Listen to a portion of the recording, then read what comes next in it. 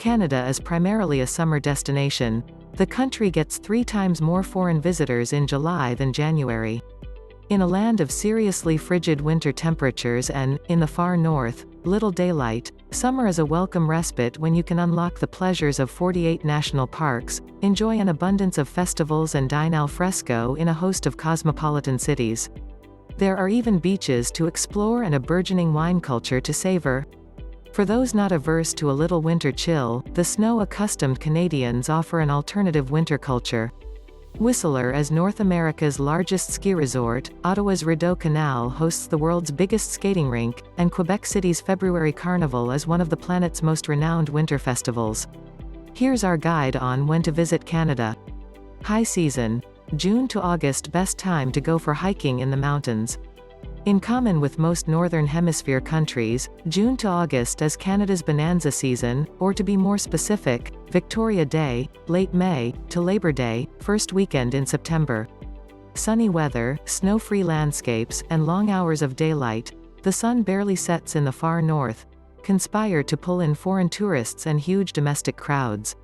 Satisfying the demand, everything is open, from museums to hiking trails to wildlife excursions. Even winter ski resorts convert themselves into summer hiking and biking destinations. Summer caveats include higher prices, count on paying 30% more, busier facilities, and more limited availability. Book ahead and come armed with a variety of options. Shoulder season. May, September and October, best time to go for budget seekers and leaf peepers. Savvy travelers visit Canada in September.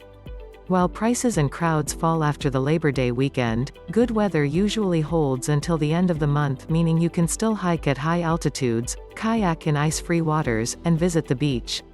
Early October remains snow-free in many regions and is the height of the surfing season on the Pacific coast.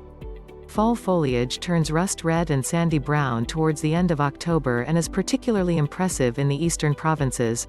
Ontario and Prince Edward Island are favorites. May is often relatively warm, but snow can still linger at higher altitudes, especially in the Rocky Mountains. The Victoria Day weekend, Monday preceding May 25, usually marks the start of the summer season.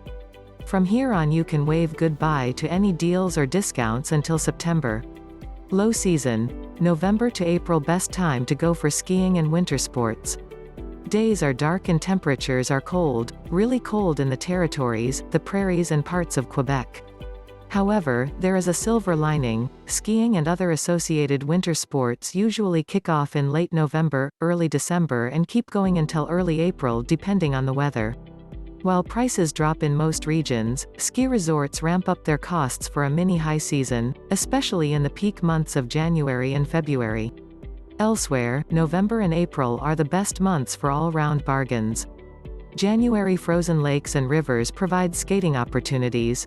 Ski resorts get big dumps of snow. Some offer floodlit skiing and cozy warming huts to light up dark evenings. Key events. Ice wine festivals in Ontario and BC. February, as the freeze prevails, the Canadians put on plenty of winter festivals to keep warm. The Family Day weekend, third weekend in February, can see a mass rush to the ski slopes. Key events. Yukon Quest, Quebec City's Winter Carnival, Winterlude in Ottawa. March, the clocks spring forward in mid-March, lengthening the evenings. Spring break, last 2 weeks of March, sees many Canadians flee abroad to warmer climes. In national parks and wilderness areas, people start swapping their snowshoes for hiking boots. Key events. Pacific Rim Whale Festival. April, the ski season peters out as mountain resorts begin transitioning to the summer season in late April. Hikers and bikers hit lower altitude trails. In cities, bars and restaurants start to open their outdoor patios. Key events. Stratford Festival, World Ski and Snowboard Festival. May, bears are awake, the snow is melting in the mountains, and rugged rivers experience choppier currents, a perfect time to go whitewater rafting. Key events. Canadian Tulip Festival, Manito Abbey. June, Canadian schools break up in late June, heralding a full-on family exodus to the countryside. Hockey's Stanley Cup Finals can have the whole country on tenterhooks. Trails are mostly snow-free but can still be wet and muddy. Key events. Montreal Jazz Festival, Pride Toronto, Aliené Arts Festival. July the peak month for visitors with sunny weather, long days, an abundance of festivals and pretty much everything open for business. Spectacular wildflowers carpet alpine meadows in late July. Key events: Canada Day, Calgary Stampede, Winnipeg Fringe Festival, Just for Laughs Festival. August, a continuation of July with only a minor drop in visitor numbers. The last of the snow melts in the mountains as wildlife and mosquitoes come out to play. Bring bear spray and insect repellent. Key events: Edmonton Fringe Festival, Festival Acadian, Royal St. John's Regatta. September. While temperatures cool slightly, the weather remains relatively reliable for most of September. Some outdoor facilities close after Labor Day, but many trails, lakes and campgrounds stay accessible until early October. Key events: Toronto International Film Festival, Pay Fall Flavors. October. Warmer weather can persist on the coast in early October, while the prairies and territories get an early dusting of snow. Good swells and tepid seas make this the best all-round surfing month in British Columbia. Key events: Dark Sky Festival, Celtic Colors.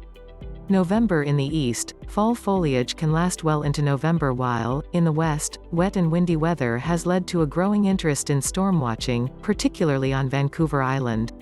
Key events: Niagara Festival of Lights. December. By early December, most ski resorts are firing on all cylinders. This is also peak season for migratory eagle spotting in British Columbia. Big cities host Christmas markets. Key events: Vancouver Festival of Lights.